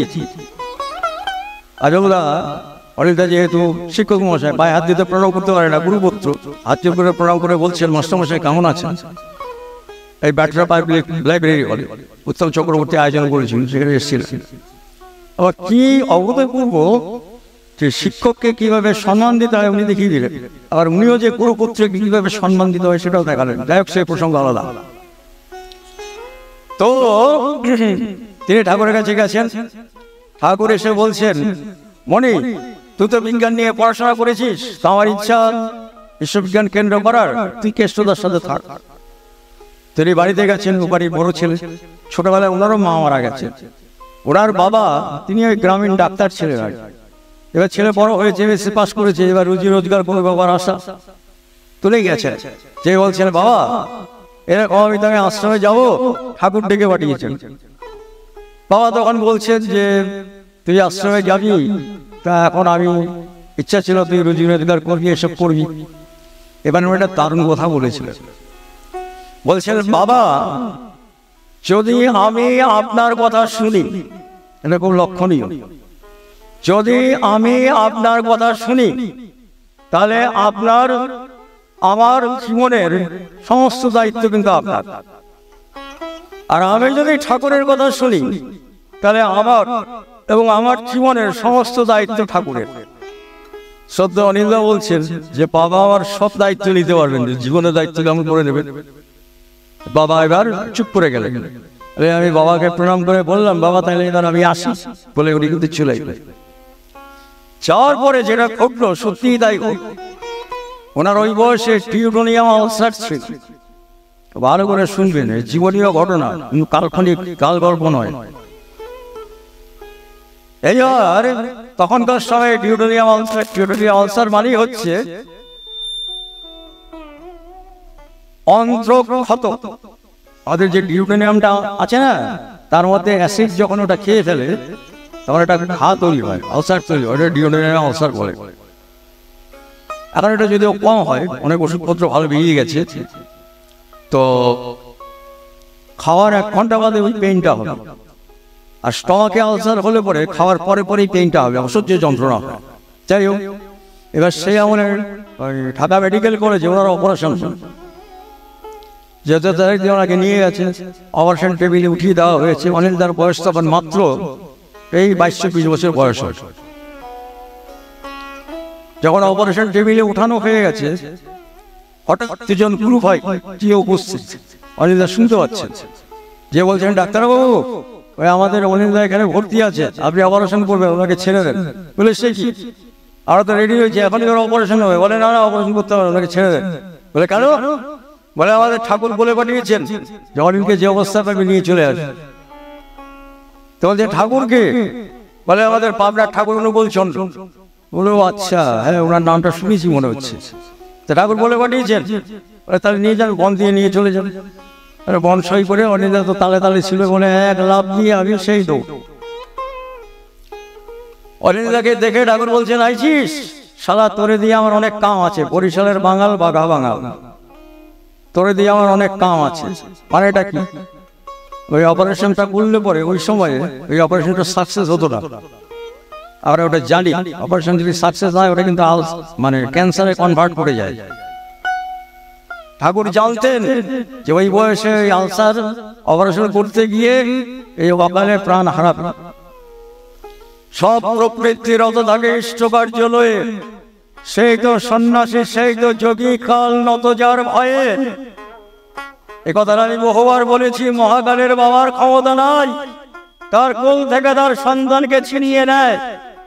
আমার জীবনে বহু এরকম ঘটনা ঘটেছে, সেসব বলতে গেলে গায়ের লোম দাঁড়িয়ে যাবে। আমি শ্মশান ঘাট থেকে ফেরত আসা মানুষ। 67 সাল থেকে 90 সাল পর্যন্ত আমি গেছি আর এসেছি। এই লেফট লাংসের কিছু ছিল না, লাংস ফুটো হয়ে ফেটে যেয়ে চাতা কাণ্ড হয়ে গেছে। গায়ের লোম দাঁড়িয়ে যাবে। একমাত্র কালের অধীশ যিনি, তিনি পারেন ফিরিয়ে আনতে।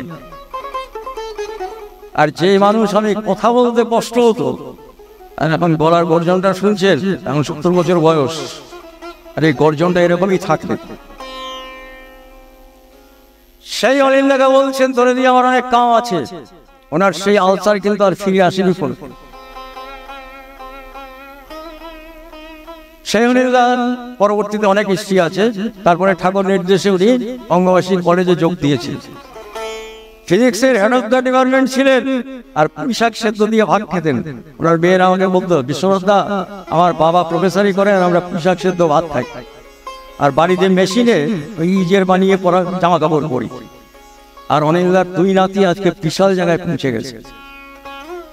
পরমপিতার আশীর্বাদ ব্যর্থ যায় না। উনি বীজ লাগিয়ে গেছিলেন, তার ফল এরা খাচ্ছে। 2 নাতি বিদেশে সুপ্রতিষ্ঠিত। সল্টলেকে 5 তলা বিল্ডিং, প্রায় 50 কোটি টাকার সম্পত্তি বাড়িয়েছে।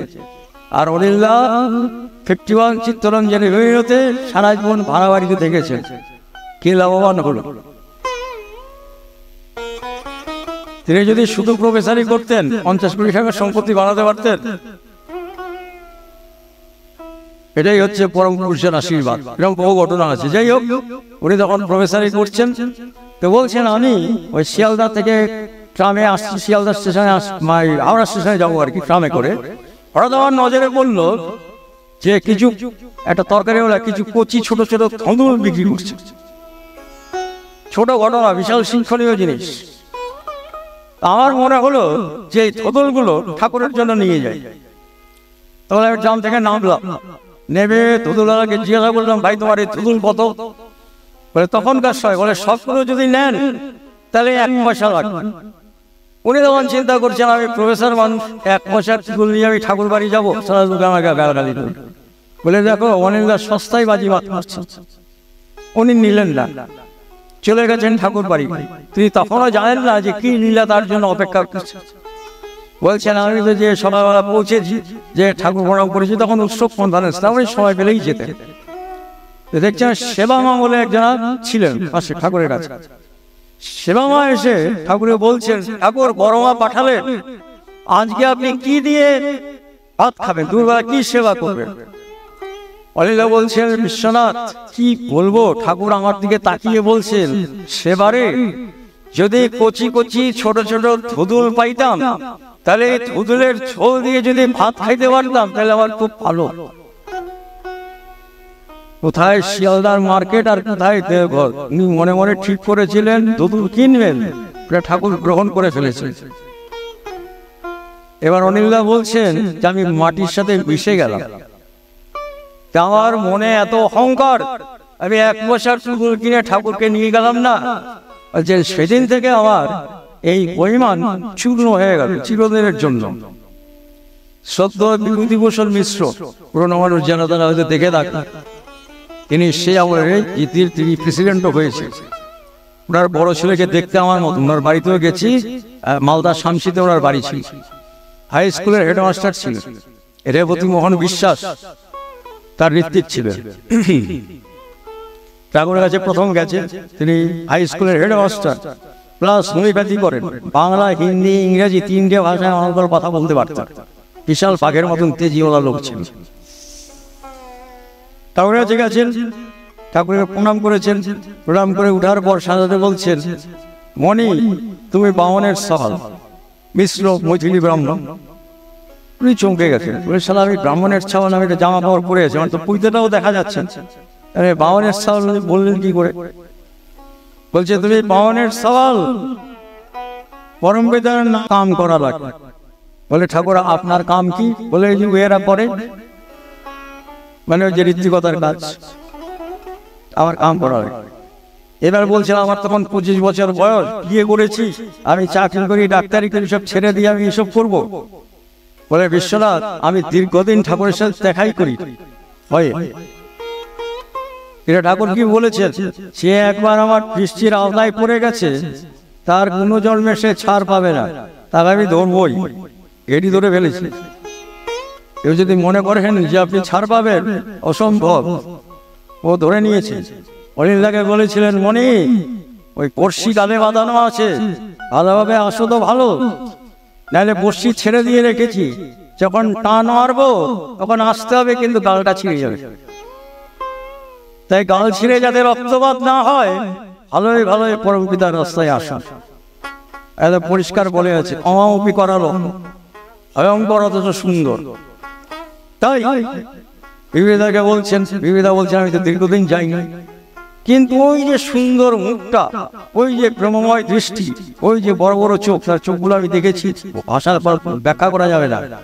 বড় বড় চোখ, আকর্ণ বিস্তৃত নয়ন বলে না, সত্যিই তাই। ডেবা ডেবা ভাষা ভাষা চোখের উপরে সরস্বতী দিয়ে মুখ দেখছে। ওরা 10 বছর বয়স, মনে আছে। এইবার ওই মুখটা তো বলতে পারছে না, বলছে দীর্ঘদিন বাদে আমি আবার গেছি। বিবেদা বলছেন, আমি ভাবছি কি এতদিন হয়ে গেছে, এত লোক আসছে গেছে, ঠাকুরের এই কথাটা বোধহয় আর মনে টনে লাগে। উনি যে আবার প্রণাম করে যেই উঠেছেন, সাহেব ঠাকুর যে মনি, আমার কথা মনে আছে তো? এবারে চমকে গেছে, বলছেন কি কথা ঠাকুর? বলে ওই যে কইছিলাম পরম পিতার নাম নাও লাগে, তুমি বামনের সাওয়াল আমার কাম করা লাগে। বলি বেশ, এতদিন বাদে ওই কথা মনে আছে এত লোকের মধ্যে? বলছে বিশ্বনাথ, সেই দিনকে আমি বুঝলাম যে উনি সত্যি পরম পিতা, কারণ বাবা তার ছেলেকে কখনো ভুলবে না। বলে আমি তার প্রমাণ পেলাম, আমার ভেতরে যে সন্দেহ ছিল যে তিনি যে পরম পিতা, তার প্রমাণ পেলাম যে তিনি তার সন্তানকে বলেন। যারা চুপ করে বসে আছে, সায়াদারে বলছেন, মনি ভালো চাও তো যা কলম তাই করো, যাদের তুমি তোমার বলে ভাবছো, আমি যদি নিয়ে নেই। বলছেন বিশ্বনাথ কি বলবো, এমন করে নিয়ে নেই দেখালেন, মনে যেন সমস্ত বিশ্ব ব্রহ্মাণ্ড যেন ফুটিয়ে নিলেন। ভয়ে থরথর কম্প ছেড়ে দিয়ে আমি তার কাজ শুরু করলাম। তার কিছুদিন বাদেই বলছেন, তোমার মাসিমার, ওনার স্ত্রীকে আমি মাসিমা করে ডাকতাম, বলছে আচমকাই এই ব্লিডিং শুরু হতে শুরু করল। মায়েদের ইউটেরাস থেকে একটা ব্লিডিং হয়, সেটা বিভিন্ন রকমের ফাইব্রয়েড টিউমার, আবার ক্যান্সারের কারণেও হয়। সেরকম ব্লিডিং শুরু হয়ে গেছে। উনি তখন বিভিন্ন জায়গায় ঘুরে ঘুরে বেড়াচ্ছে, তাই ঋত্বিকতার কাজ করে বেড়াচ্ছে। এইবার ডাক্তারখানায় নিয়ে যাওয়া হয়েছে। এবার ওনার কানে খবর গেছে লোক মারফত যে এরকম ওনার স্ত্রী অসুস্থ হয়ে হসপিটালে ভর্তি হয়েছেন, অপারেশন হবে। উনি দিশা বিশা না পেয়ে ঠাকুরের কাছে সোজা চলে গেছে। বলছেন আমি ঠাকুরের কাছে গেছি, যাওয়ার পরে ঠাকুর আমাকে বলছেন, শালা বাড়ির মায়ের এই অবস্থা, তুমি টেন্নাই মেন্নাই করে ঘুরে বেড়াচ্ছ, বলে ওপার নলটা তুলেছেন আমাকে মারবেন। বলছে বিশ্বনাথ, আমি তখনই বুঝে গেলাম যে আমার স্ত্রীকে স্বয়ং জমেরও ক্ষমতা নাই আর নিতে পারে। বুঝলাম কৃপা মঞ্জুর হয়ে গেছে। বাড়িতে গেছি, ঠিক সেদিকে অপারেশন হয়েছে, আমার জন্য ডাক্তারবাবু অপেক্ষা করছেন। বলে দেখেন, it is a miraculous thing that is beyond our medical science. একটা পলিপ টিউমার হয়েছে, মানে যে টিউমারটা পলিপ মানে লম্বাটে গ্যাস ধরনের টিউমারটাকে পলিপ টিউমার বলে। বলছে এটা কি করে আপনা থেকে বেরিয়ে আসলো, that is beyond our explanation. Operation করতে হয়নি, টিউমারটা আপনা থেকেই বেরিয়ে এসছে এবং ব্লিডিং বন্ধ হয়ে গেছে। আর এই পরিপূর্ণ সুস্থ হলেন, বাড়ি চলে গেলেন। এইবার ওনার মনে পড়লো ওই যে ঠাকুর বলেছিলেন, যাদের তুমি আপন বলে ভাবছো তাদের যদি আমি নিয়ে নেই, অর্থাৎ তিনি যদি এই ইষ্টকার্যে প্রতিলা হতেন, তাহলে কিন্তু তার ওই ঘটনাতে অকাল স্ত্রী বিয়োগ হয়ে যেত। ওনার জীবনে আরেকটা কথা বলবো, তারপরে আমি অন্য প্রসঙ্গে যে শেষ। কারণ সে তো সারাদিন আমার মতন কর্তব্য যদি সারাদিন সারা রাত্রি, 70 বছর তো আমার বয়স, 70 জন্ম ধরে বললেও শেষ হবে না। এরা তো যা বলেছেন নিশ্চয়ই টের পেয়েছেন, কিন্তু সিন্ধু সবাই পরিবেশন করেছেন। বিবেদা বলছেন আমি খুব বদরাগী লোক ছিলাম। একদিন তোমার মাসিমার সাথে আমার কথা কাটাকাটি হয়েছে, আর রাগের মাথায় টেনে তুমি থাবড়া লাগিয়ে, মানে আমার স্ত্রীকে, সরল মানুষ ছিল, সব কথা খুলে বলে দিত, যে টেনে তুই থাবড়া লাগিয়ে দিয়েছি। আর আমার থাবড়া লাগানো দেখে আমার স্ত্রী তো চিৎকার করে উঠেছে, আর আমার বাবা ছিলেন দূরে বসে, ওনার বাবা লাঠি নিয়ে তাড়া করেছে, বলে পহুজিকা হাত উঠায়া, পহুজিকা উপর হাত উঠায়া, ওরা নন বেঙ্গলি তো মৈথিল ব্রাহ্মণ, বলে আমার লাঠি নিয়ে তাড়া করেছে, বলে আমি তো বাড়ি থেকে হাওয়া মারবে, বলে আমি আর ভয়ে বাড়ি যাই না, ফিল্ডে ফিল্ডে ঘুরে বেড়াই, অনেক দিন হয়ে গেছে। হঠাৎ মনে হলো ঠাকুরের সাথে দেখা করে আসে, তব লীলা বাখানো না যায়, তথাপি সেই লীলা করে গোড়া রায়, কোনো ভাগ্যবানে দেখিবারে পায়। ঠাকুর গেছেন, বলছেন সকালবেলা পৌঁছিয়েছি, অল্প কয়েকজন লোকজন আছে এরকম বসে আছে, বলে আমি প্রণাম করে উঠেছি। উঠার পর দেখি ঠাকুরের সামনে বসে আছেন, তো আমি প্রণাম করে উঠে দেখি ঠাকুর আমার দিকে পেছন, সবাই চিন্তা করছে কিরকম হলো, বিভিন্ন আসলো প্রণাম করলো, ঠাকুর পেছন দিকে ঘুরে গেলেন, নিশ্চয়ই কিছু একটা ব্যাপার আছে। বিবেদা চুপ করে দাঁড়িয়ে আছেন, কি হয় দেখার জন্য। অনেকক্ষণ বাদে ঠাকুর ঘুরলেন, ঠাকুর ঘোরার পর বলছেন ও বড় এসছেন, বড় মোটা সোটা মানুষ ছিল, ঘুমটা টেনে এসছেন কাছে, ওইখানে কেন আমার কাছে বসো, আর এটা তোমার সাওয়াল ফল ভালো হচ্ছে কিছু, আমার কাছে বসো। ঠাকুর কাছে নিয়ে বসালেন। অনবদ্য লীলা, কেন সংসার জীবন পালন করেছেন, সংসার করে দেখিয়ে দিয়ে গেছেন কিভাবে সংসার করতে হয়। বড়মা বসেছেন, বড়মার কাঁধে খুব সুন্দর করে হাতটা রেখেছে, রেখে বিবিদের দিকে তাকাচ্ছেন, তাকে বলছেন ও বড় বউ, আমি তোমারে কখনো বকেছি? ছয় তো আবার, ও বড় বউ, আমি তোমারে কখনো বকেছি? বড়মা মাথা নাড়ছে। বড় বউ, আমি তোমারে কখনো মারিছি? বড়মা আবার মাথা নাড়ছেন, বলছেন বিশ্বনাথ, এই দুটো মাত্র কথা। আমি গড়িয়ে পড়ে হাও করে কাঁদতে থাকলাম, যার জীবনের ঘটনা সেই তো জানে।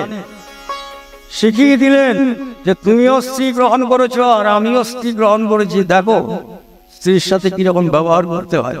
আচার্য কি বলে, আচরণ করে যিনি দেখান, বলছেন এর পরে আমার বহুবার রাগ হয়েছে, আমি তোমার মাসিনাকে মারার জন্য হাতও তুলেছি, কিন্তু ঠিক সেই মুহূর্তে সেই পরম দয়ালের ওই যে ছোট্ট দুটি কথা, বড় বউ, আমি তোমারে কখনো বকেছি, আমি তোমারে কখনো মারিছি, যখনই আমার এই কথাটা মনে পড়েছে, আমার হাতটা আবার আপনা থেকে নিচে চলে এসছে। বিবিধ এই কথাগুলো বলতেন আর হাও করে কাঁদতেন। বিশ্বনাথ, এই মানুষটিকে আমরা চিনতে পারিনি, এই মানুষটিকে আমরা চিনতে পারিনি, যতদিন ছিল ততদিন আমরা এর মর্ম বুঝিনি, চলে যাওয়ার পর এখন বুঝতে পারি আমরা কি হারিয়ে গেছি। বিবিধা কবে চলে গেছেন তার এই কথাগুলো কিন্তু আজও আমার মনে ভাসে। সর্বশেষ আরেকটি ঘটনা বলবো বলে আজকের আলোচনা শেষ করবো এখানে। আমার একই ঘটনা প্রায়, তাছাড়া সুধীর মুখার্জি, জগদ্দা চিনতেন, আমার ঋত্বিক উনি খুব সম্মান করতেন, যেহেতু সিনিয়র ঋত্বিক ছিল না। সুধীর মুখার্জি ওনার মামা, আর কাঁচরা সুধীর মুখার্জি দুজনে একই নাম, ওরা মামা ভাগ্নে সম্পর্ক।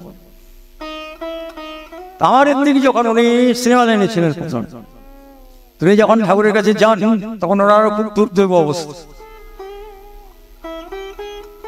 গেছেন, ঠাকুর বলছেন মনে তুমি ভরদ্বাজ গোত্রীয় ব্রাহ্মণ, যারা মুখার্জি তারা ভরদ্বাজ গোত্রের হয়, যত ব্যানার্জি আছে সব শান্ডিল্য গোত্রের হবে, যত চ্যাটার্জি আছে সব কাশ্যপ গোত্রীয় হবে, মানে অরিজিনাল তাই হয়, যদি না টাইটেল পাল্টিয়ে তাই তো আপনি কাশ্যপ গোত্র তো হতেই হবে। তো এরা হচ্ছে কুলীন ব্রাহ্মণ। এখন কুলীনকে, শ্রোত্রিয়কে, মুখ্য কুলীনকে, গৌণ কুলীনকে অনেক ব্যাখ্যা করার ছিল, বর্ণাশ্রমীগুলো লাগবে, তাহলে বিবাহে গোলমাল হয়ে যাবে। সেগুলো বলার আজকে আর সময় নেই, অন্যদিন চেষ্টা করা যাবে। ফলে কুলীনের মেয়ে যদি অকুলীনের ঘরে চলে যায়, বিপ্র হলেও সেখানেও কিন্তু সেটা প্রতিলোম হয়ে যাবে। আর আকছার কিন্তু তাই হচ্ছে। কুলীনের মেয়ে যদি ক্ষত্রিয়ের ঘরে যায়, তাহলে সেখানেও কিন্তু প্রতিলোম হয়ে যাবে। এই দেশ বিভ্রাটের ফলে, কুলপঞ্জি না থাকার ফলে এটা আজকে আমরা বেওয়ারিশ হয়ে গেছি। কে মুখ্য কুলীন, কে গৌণ কুলীন, কে ক্ষত্রিয়, কে গৌড়ীয় ব্রাহ্মণ, কে দ্রাবিড়ীয় ব্রাহ্মণ, কে কুনজি ব্রাহ্মণ, কারো কোনো হদিশ নাই। আর তখন উললম অসবর্ণ বিবাহ চালু ছিল। বিপ্র আমাদের পূর্বপুরুষ, এই বিপ্র বংশের যারা, তারা ক্ষত্রিয় কন্যা বিবাহ করেছিল। সেখানে হচ্ছে মূর্ধবশিক্ত বিপ্র, তাদের সন্তান। কিন্তু পরবর্তীতে যেহেতু সে বিপ্র পিতা, সে নিজেকে বিপ্র বলে পরিচয় দিয়ে দিয়েছে, এবং ফলে সে আবার বিপ্র কন্যাকে বিবাহ করেছে, যেটা বিধি নয়। ফলে ওখানে প্রতিলোম ঘটে গেছে। মূর্ধবশিক্ত বিপ্র, সে বিপ্র জাত ঠিকই, কিন্তু সে মাতা তো ক্ষত্রিয়, কাজে সে বিপ্র কন্যাকে বিবাহ করতে পারে না, তাকে ক্ষত্রিয় কন্যায় বিবাহ করতে হবে। আর কন্যা হলে তাকে বিপ্র ঘরে দিতে হবে। এ হচ্ছে বিধি। এটা কে হিসেব রেখেছে? কেউ বলতে পারবে? তার পূর্বপুরুষ ক্ষত্রিয় কন্যা বিবাহ করেছিল না বৈশ্য কন্যা বিবাহ করেছিল, আর শূদ্র কন্যা বিবাহ করেছিল, কোনো হিসাব নাই। ফলে অনুলোম অসবর্ণ বিবাহ হওয়ার ফলে, এই কুলপঞ্জি না থাকার ফলে কিন্তু এই অনুলোম জাত সন্তানগুলো, তারা কিন্তু বিপ্র বলে পরিচিত হয়ে বিপ্র কন্যা বিবাহ করে বসে আছে। ক্ষত্রিয়দের ক্ষেত্রেও তাই হয়েছে, বৈশ্যদের ক্ষেত্রেও তাই হয়েছে। এইভাবে একটা বর্ণ বিভ্রাট হয়ে কিন্তু এটা জেনেটিক্যাল ডিস্টরশন হয়ে গেছে, যার ফলে চতুর্দিকে এত হাহাকার, ধ্বংস। কৃষ্টির প্রতি বিশ্বাস নেই, ধর্মের প্রতি বিশ্বাস নেই, ইষ্ট কৃষ্টি গুরুজনের প্রতি অশ্রদ্ধা, অবজ্ঞার কারণ হচ্ছে কিন্তু এই জেনেটিক্যাল ডিস্টরশন। এই জায়গাটা থেকে রেকটিফিকেশন করার জন্য ঠাকুর দীক্ষা, শিক্ষা এবং বিবাহ সংস্কারের কথা বলেছিলেন। যাক, সে প্রসঙ্গে অন্যদিন আসা যাবে। আজকে যে কথাটা বলছিলাম, আমার শ্রদ্ধেয় ঋত্বিক দেবতা সুধীর কুমার মুখার্জি, তিনি গেছেন ঠাকুরের কাছে। ঠাকুর তাকে বলছেন, মণি, তুই আমার 200 টাকা দিতে পারিস? আমাদের শাস্ত্র বলছে, ব্রহ্মজ্ঞ পুরুষকে যদি কেউ কাঞ্চন দান করে, অস্ত্র দান করে, কো দান করে, লৌহ দান করে, তাহলে তার গ্রহদোষ, প্রারব্ধ, কর্মফল খণ্ডন হয়। আর সবগুলোকে এক জায়গায় করে ঠাকুরের ইষ্টবিধির বিধানটা দিয়েছেন। তিনি আমাদের সমস্ত প্রারব্ধ, কর্মফল, যা কিছু প্রাপ্ত হবে ইষ্টবিধির মাধ্যমে গ্রহণ করেন। একমাত্র পরম পুরুষ ছাড়া কোন সিদ্ধ মহাপুরুষের ক্ষমতা নেই আপনার আমার কর্মফল গ্রহণ করতে পারে, পাপ গ্রহণ করতে পারে। আপনি পৃথিবীর যে কোনো সিদ্ধ মহাপুরুষকে গিয়ে বলে বলবেন, মহারাজ বাবা, আপনি আমার কর্মফল গ্রহণ করুন।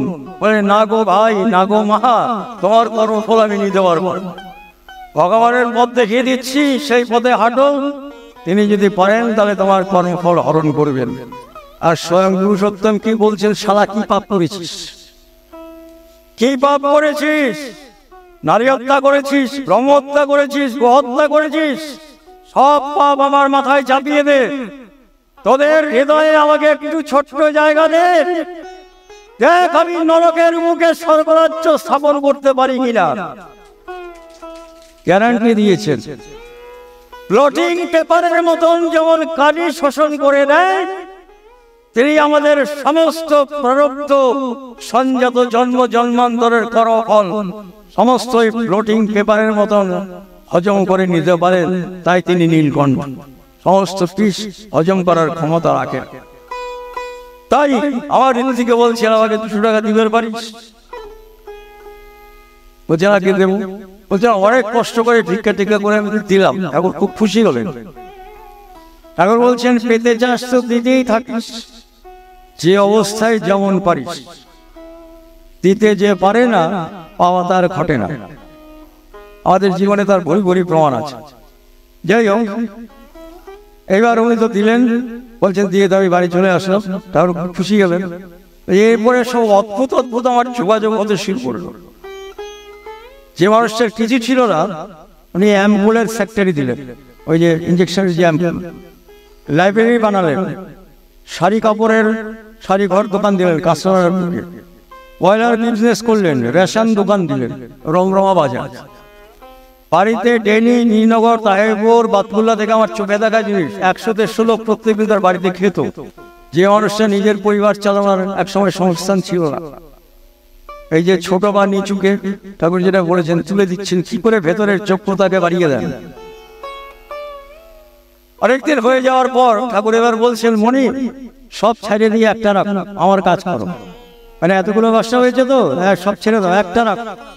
উনি রেশন দোকানটা রেখে দেন, বাকি সব ছেড়ে দিলেন। সেই রেশন দোকানটা এখনো তার বড় ছেলে চালায়। যেটা আমি বলতে নিচ্ছি, যেটা দিয়ে শেষ করবো আর কি, যে ঠাকুরের কাছে আসলে পরে ঠাকুর যে বলেছেন যে তোমাদেরকে তৃতীয় আমি হতে হবে। আমার ঋত্বিক পাক সিদ্ধ ছিলেন, উনি মানুষের খুব ভবিষ্যৎ দেখতে। ঠাকুর তাকে বলেছিলেন, মনি তুমি আগামী 12 বৎসর ঠাকুর ঘরে একলা থাকবে। অর্থাৎ ইঙ্গিত দিলেন তুমি কোনো সংস্রবে যাবে না, কঠোর ব্রহ্মচর্য, অর্থাৎ সংসারের জ্যোতির মতো থাকবে। তিনি প্রথমে বুঝতে পারেননি, কিন্তু গুরুবাক্য পালন করেছিলেন। বলছেন বিশ্বনাথ, প্রথম আমার অস্বস্তি হতো, ঠাকুর আমাকে এটা কি নির্দেশ দিলেন। কিছুদিন বাদে এর ফল বুঝতে পারলাম যে কত রকমের দুর্বিপাক তো কাটলই, আর ওই সারা রাত্রি নাম জপের ফলে তার যে কুণ্ডলিনী শক্তি, লাদিনী শক্তি, রাধা শক্তি, ওটা জেগে উঠল। যার যে central nervous system, autonomous nervous system, sympathetic nervous system vibrated হয়ে অত্যন্ত তীক্ষ্ণ এবং সারাশীল হয়ে উঠল। এর মধ্যে কোনো মিরাকেল নেই, সবারই হবে। তার যে সেরিব্রাল কর্টেক্সের যে গ্রে ম্যাটার, হোয়াইট ম্যাটার, তার সেলগুলো জেগে উঠল। তার দূরদর্শন, ভবিষ্যৎ দর্শন করার ক্ষমতা, ইনসাইট, ফারসাইট বেড়ে গেল। দেখা মাত্র লোকের ভবিষ্যৎ বলে দিতে পারতেন। আমি দেখেছি, আমার জীবনে বহু ঘটনা আছে, যা বলেছেন তাই হয়েছে। একটা মারাত্মক ঘটনার কথা বলব। ওই অঞ্চলের আশাওয়ারা কল্যাণীর ওই অঞ্চলের পুলিশের ডিপার্টমেন্টের যত লোক আমার ঋত্বিক দেবতায় খুব রেসপেক্ট করতেন। আমি স্কুল সেরে তার সাথে দেখা করতে যেতাম। একদিনকার আমি শনিবার দিন হাফ ডে ছিল, আমি গেছি দাদুর ঘরে ঢুকবো, দাদু বলে ডাকতাম। দেখছি সে circle inspector, Nadia district circle inspector, মানে তার বিশাল প্রতাপ, বুঝতেই পারছেন সার্কেল ইন্সপেক্টর মানে যার ভয়ে দাপটে বাঘে গরুতে এক গাড়ি জল খায়। তিনি এসছেন আমার দাদুর সাথে দেখা করতে, তার সমস্যা নেই। তো তরচা এরকম লম্বা চড়া চেহারা, হাত ধরে দাঁড়িয়ে বলছেন, গোসাইজি, চেহারাটা ওরকমই ছিল। গোসাইজি বলতে তার কিছু জানে না। গোসাইজি একটু আসবো? দাদু দেখলে আমি বাইরের দরজায় দাঁড়িয়ে গেছি, ভেতরে করে ঢুকছি না তখন। বলছে আসবেন? হ্যাঁ তা আসুন। জুতোটা খুলে ভেতরে ঢুকেছে। সাহেব দাদু মন্ত্রমুগ্ধের বলছেন যে আপনার তো একটা উইডোয়ারের সাথে একটা ইলিগাল কানেকশন আছে, আর সেই নিয়ে আমি অত্যন্ত জর্জরিত অবস্থায় আছেন। বাংলাটা বুঝতে পেরেছেন নিশ্চয়ই কি বললেন? যে একজন বিধবা মহিলার সাথে আপনার একটা অনৈতিক সম্পর্কে আপনি জড়িয়ে পড়েছেন, আর সেইটা নিয়ে আপনি অত্যন্ত বিব্রত অবস্থায় আছেন, আর সেই জন্য আপনি আমার কাছে এসেছেন। অতলোক হতভম্ব, কি বলবো দাদা, আমি দেখছি ওই অত বড় দশাশয়ী লোকটা কাটা কলা গাছের মতন খবাস করে পড়ে গেল, যা হাওয়া করে কাঁদছেন। বলছেন গোসাইজি আপনি ঠিকই বলেছেন, আমি ওই জন্যই আপনার কাছে এসেছি। আমি ভেতরে চলে গেলাম। পরের ঘটনা কি হয়েছে আমি আর জানি না, শুনেছিলাম সেই সমস্যার সমাধান তিনি করে দিয়েছিলেন। তাই ঠাকুর বলছেন নাম করো আর মনন করো, ইষ্টের যত গুণা বলি, হবে কর্মে মোক্ষ করো, জ্ঞানে গুণে হবে বলি। পুরুষোত্তম অনুকূলচন্দ্র বলছেন তুমি জীব কিন্তু তোমার ভেতরে শিব লুকিয়ে আছেন। যেই নাম তোমাকে দিলাম, এই নাম সদাচার সমন্বিত ভাবে অনুশীলন করেন। তোমার ভেতরের যে শিবত্ব, তোমার ভেতরের প্রসূতিকে পরাজিত করে, সমস্ত পাশকে পরাজিত করে তুমি শিবত্ব অর্জন করো। শিব, তুমি শিব হও আমাকে গ্রহণ করে। মায়েদেরকে বলছেন, তুমি আমাকে গ্রহণ করে তোমার ভেতরের যে মহাশক্তি লুকিয়ে আছেন, যে দেবীত্ব লুকিয়ে আছে, যে দুর্গা শক্তি লুকিয়ে আছে, তাকে তুমি জাগিয়ে তোলো। আর এমনতর শিব শক্তির মিলনে তোমাদের ঘরে ঘরে কার্তিক, গণেশ, লক্ষ্মী, সরস্বতীর সমাহারে সংসার সমাজ ভরে ওঠে। যারা চুরি ডাকাতি করবে না, যারা রাহাজানি করবে না, যারা নারী পাচার করবে না, যারা নারী ধর্ষণ করবে না, যারা কালীবাজারি করবে না, যারা ওষুধে ভেজাল দেবে না, যারা কিডনি পাচার করবে না, যারা শিশু পাচার করবে না, এমন তোর দৈবী সন্তান যাতে মানুষের ঘরে ঘরে আসতে পারে, পুরুষোত্তম বলছেন সেই দৈবী বিধান আমাদের হাতে তুলে দিয়েছেন। সেই দৈবী বিধানকে গ্রহণ করে আমাদের জীবনকে তাতেই সার্থক করে আমরা যেন চলতে পারি। তোমার জীবনে লোভিয়া জীবন সকলই হোক মধুময়। কবির ভাষায় অনন্ত হয়েছ, ভালোই করেছ, থাকো তুমি অনন্ত বার। ধরা যদি দিতে ফুরাইয়া যেতে, কে তোমারে চাইতো বারে বার। যত দূরে যাবে তুমি, তত পিছু পিছু যাব আমি। ফুরাবে না তুমি, ফুরাবো না আমি, তোমাতে আমাতে রব একাকার। তীরের সঞ্চয় করে থাক তোর তীরে, ঘর বাড়ি কিচ্ছু যাবে না সাথে। রবি ঠাকুর বলছেন, তীরের সঞ্চয় করে থাক তোর তীরের, তাকাসলে ফিরে সম্মুখের বাণী। তিনি যা বলছেন সেটাই এগিয়ে যাওয়ার বাণী, সম্মুখের বাণী। সম্মুখের বাণী লিখতরে টানি, পশ্চাতের কোলাহল হতে, অকুল আলোতে, অকুল আধার হতে। তাই প্রার্থনা করি, অসতমা সৎগময়, তমসমা জ্যোতির্গময়, মৃত্যুর মা অমৃত গময়। হে পরম পুরুষ, আমাদের সকলকে অসত্যের থেকে সত্যের দিকে নিয়ে চলো, অন্ধকার থেকে আলোর দিকে নিয়ে চলো, মৃত্যুর থেকে অমৃতের দিকে নিয়ে চলো। এই অমৃতময় পুরুষকে ধরে আমাদের জীবনে যেন এই অমৃতের সাধনায় সিদ্ধি লাভ করি, এই প্রার্থনা রেখে সকলের মঙ্গল কামনা করে বক্তব্য শেষ করলাম। সবাই ভালো থাকবেন। জয় গুরু।